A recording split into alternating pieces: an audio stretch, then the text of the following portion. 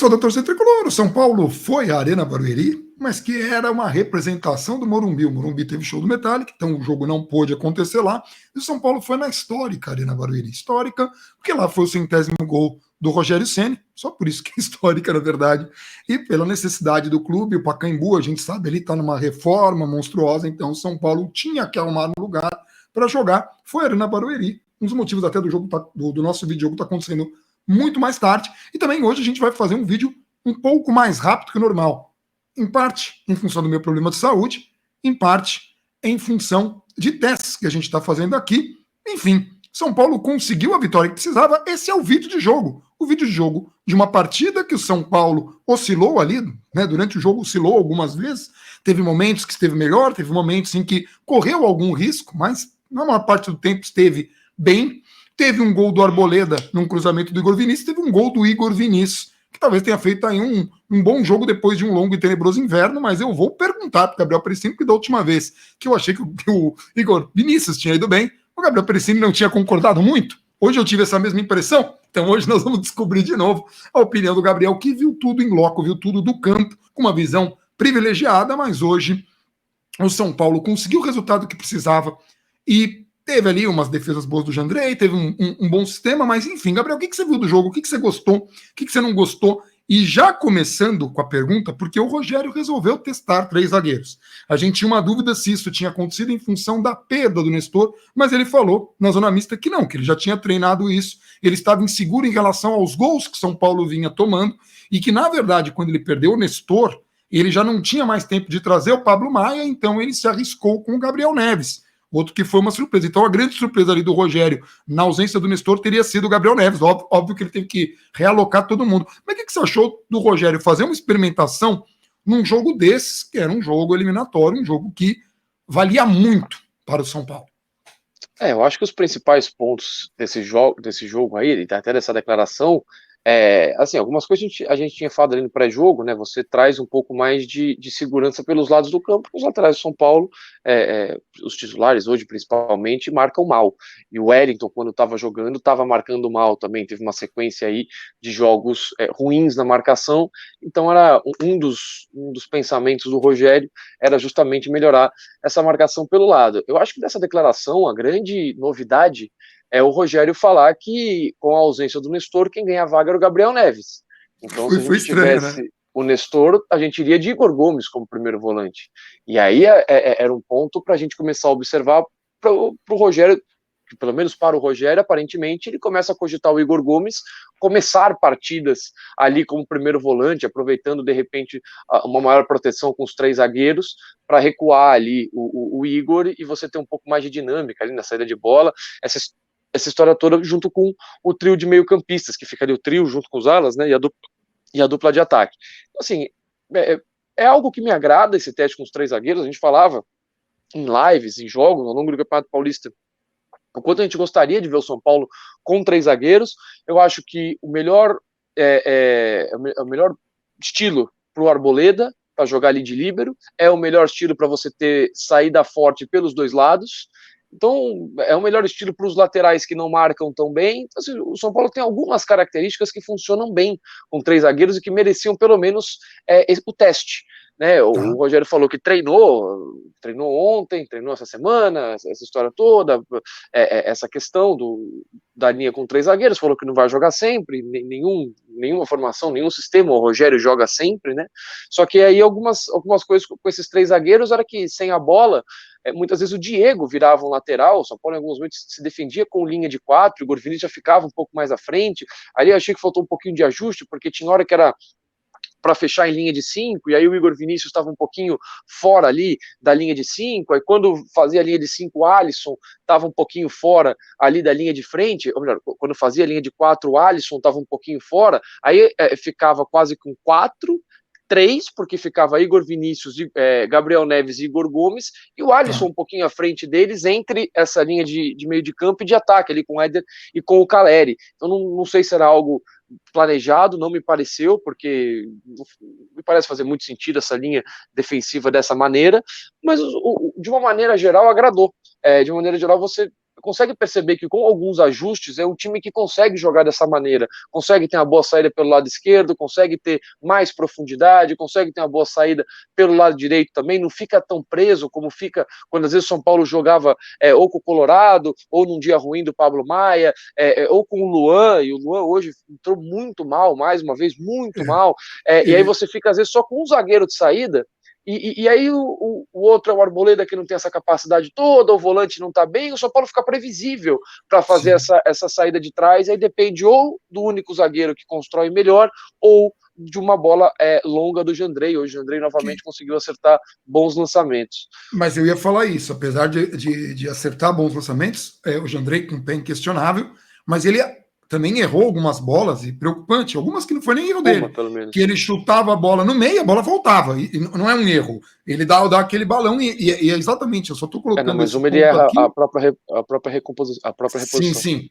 Então, essa foi grave, mas esse balão que ele dá, é só para deixar muito claro por que a gente faz construção, por que o São Paulo, não a gente não estava lá no campo, mas por que o São Paulo faz essa construção? Porque muitos times fazem construção, porque o São Paulo não tem essa característica, né, de ganhar essa bola. E é uma bola difícil, então você acaba devolvendo a bola para o adversário, você acaba dando uma bola de graça para o adversário. Eu ia perguntar para você já falou do Luan, que não entrou bem. Já o Luan estava muito lento, estava realmente... E justamente quando o Luan entra, o Juventude começa a colocar seus jogadores titulares. Né? O Oscar entrou, né? O Oscar Ruiz, que você já tinha falado no pré-jogo, que era um dos jogadores que, em condições normais, temperatura e pressão, jogaria. A gente não tinha o que não foi nem relacionado, Fuentes, é isso? O que não foi relacionado. O Foster, Rafael Foster. Foster, por que eu tô com Fuentes na cabeça? O Foster não estava, então ele não tinha como ser, mas o Juventude foi colocando as peças. Então eu fiquei na dúvida se a gente viu um momento ruim, porque entraram ali Patrick, e me pareceu enrolado, mas aí uma percepção minha, eu queria que você explicasse melhor. Quando a gente tinha Patrick Reinaldo ali, dobrando, parecia meio confuso, parecia que faltava algum ajuste ali, e a gente teve o Luan que estava muito lento, e justamente nesse momento entrou o Oscar Ruiz, e o Juventude teve alguns bons momentos nesse período. Isso foi em função do Patrick, do Luan, isso foi em função do Juventude colocar os titulares? Ou foi um conjunto?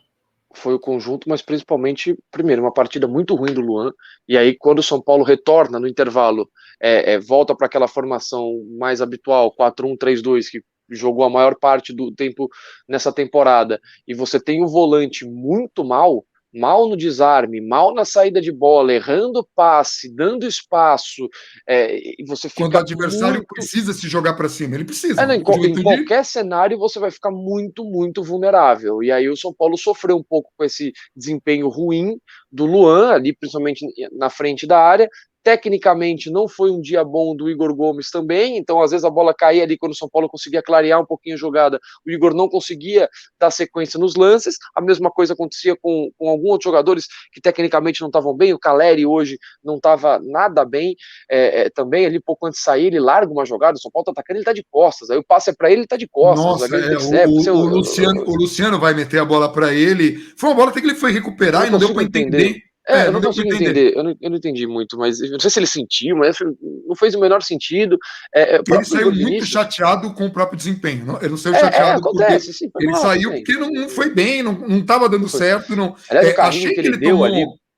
Achei um cartão que ele tomou completamente cartão proporcional, porque ele faz um movimento de braço normal. E outros jogadores, teve um jogador que ele dá 2 entradas no Patrick, acho que no Patrick mesmo, seguidamente.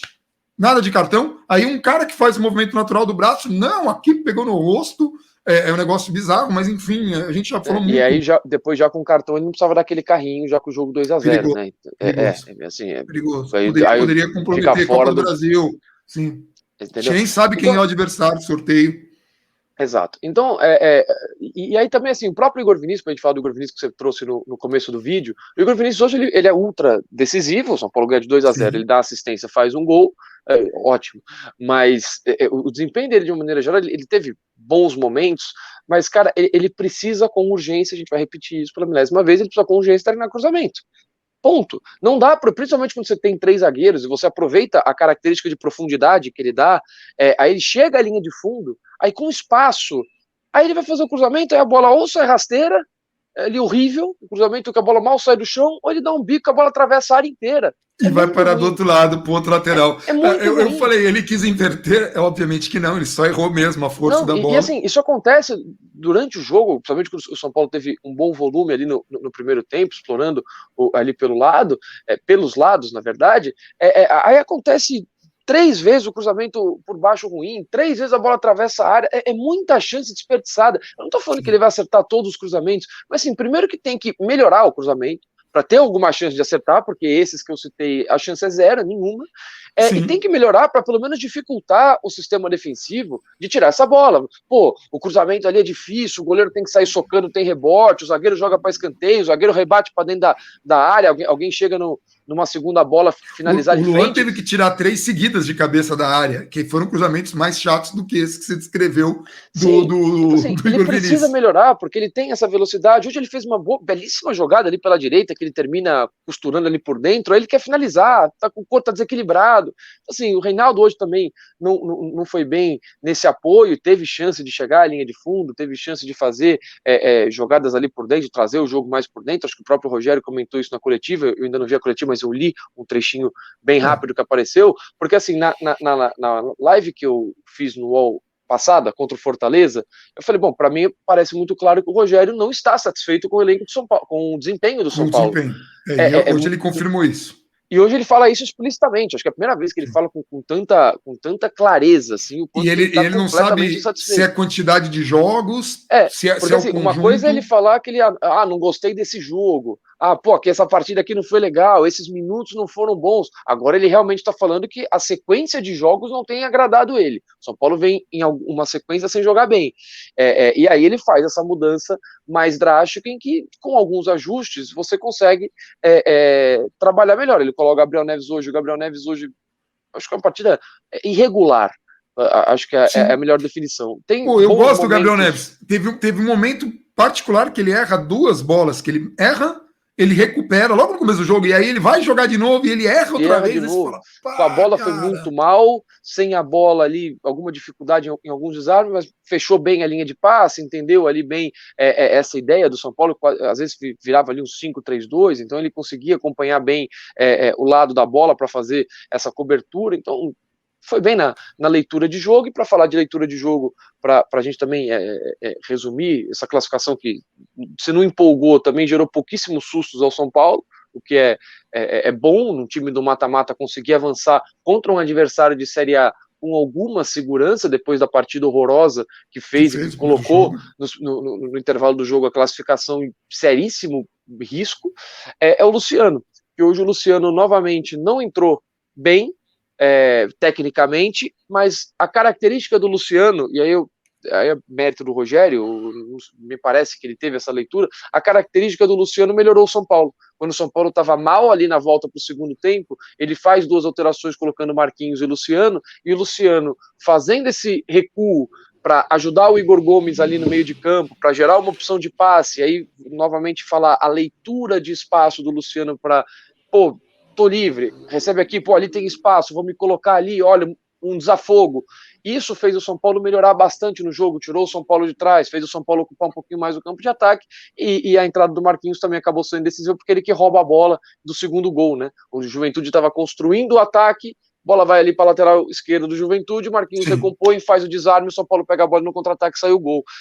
E aí, o Igor Vinícius tinha todo mundo. Então, se ele não faz o gol, ia cair o mundo na cabeça dele. Mas ele fez, então ótimo. Excelente. E ele, pelo menos, não se precipitou. Não sei se ele teve todo esse raciocínio, mas ele não se precipitou.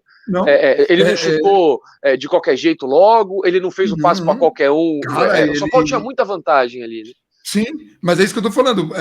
Quando tem muita vantagem, é até pior para um jogador que tecnicamente é muito cobrado tomar a decisão que tomou e ter a confiança que teve. Então, e o Patrick hoje também entrou bem mais ou menos. Estranho, ali, né? Bem e o primeiro gol. E assim, só um ponto. O lado esquerdo, depois que o São Paulo, principalmente quando o São Paulo volta ali pro 4-1-3-2, o lado esquerdo com Patrick e Reinaldo, defensivamente, cara, é um problema. Pelo menos teve um lance que quem que corrigiu? O Éder, pouco antes de sair, corrige. O Reinaldo deixou espaço, o Patrick deixou espaço, o jogador passou voando ali na linha de fundo, jogou 1-0 ainda. Aí todo mundo olhou e falou, cara, vai soltar essa bola ali, vai gerar perigo. O Éder voltou correndo ali para fechar o espaço, bloquear a linha de passe ali. Então, foi Como é bom importante o ter, Éder nesse sentido. Né? como é bom ter Éder e Luciano que são e Caleri, né, que são jogadores que se entregam demais e ajudam muito nessa questão de marcação. Primeiro gol, cruzamento do Igor Vinícius, a Arboleda sobe no 15º andar e faz de cabeça. Mérito Arboleda, mérito Igor Vinícius, jogada normal para você. Que a gente também falava na live, né? O Rogério tinha algumas dúvidas pensando numa formação sem a surpresa que ele trouxe com 3 zagueiros, que era Juventude sofreu alguns gols de bola parada nos últimos jogos, além do Internacional, no jogo de ida contra o São Paulo, era um ponto forte do São Paulo, e aí o melhor zagueiro no quesito jogo aéreo ofensivo é o Arboleda, então ele tinha o Arboleda. Em compensação, era um jogo em que, a menos que o São Paulo fizesse um gol cedo, essas coisas, o São Paulo teria ali 60 e poucos por cento de posse de bola, precisaria construir o jogo, e aí era melhor Léo e Diego. Então, assim, quais seriam as escolhas do Rogério ali para compor a zaga, no meio de campo?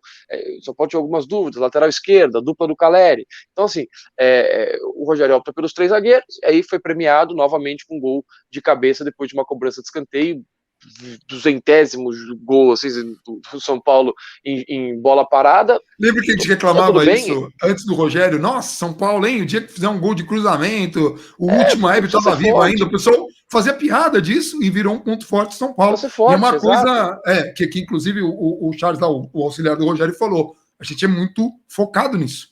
A gente estuda futebol. Então, futebol é ciência. Né? Você vê assim, times que trabalham muito bola parada acabam tendo muita recompensa. Vale a pena. E é uma coisa que você pode repetir sempre. E, Gabriel, quem que você acha que foram os grandes destaques do São Paulo nesse jogo, positivos e negativos aí?